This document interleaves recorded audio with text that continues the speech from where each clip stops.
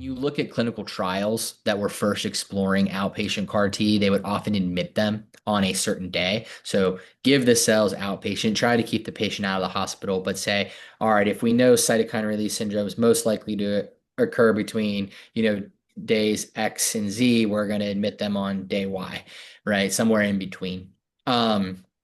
We did that. We do that for some of our patients, those who we think are higher risk for higher grade toxicities. But we really moved towards a model now where we're trying to keep patients out the whole time. So we let them be within 30 minutes for the first 14 days, which is a bit stricter than the REMS is, but that is for the purposes of doing it outpatient entirely.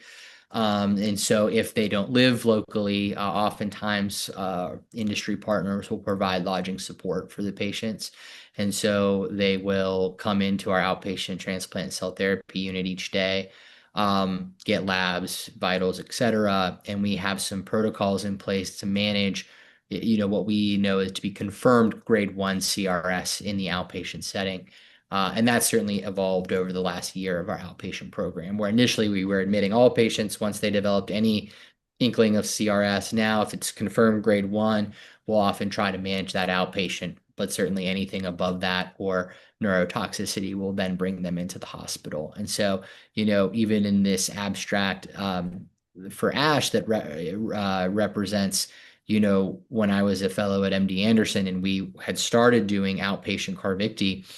Um, I'm no longer there, but I know everyone's gotten more comfortable with this, and I suspect the differences that you would see in number of hospital days and therefore the downstream, healthcare resource utilization and estimated costs would be even greater now because I think we've gotten better at keeping patients out of the hospital longer.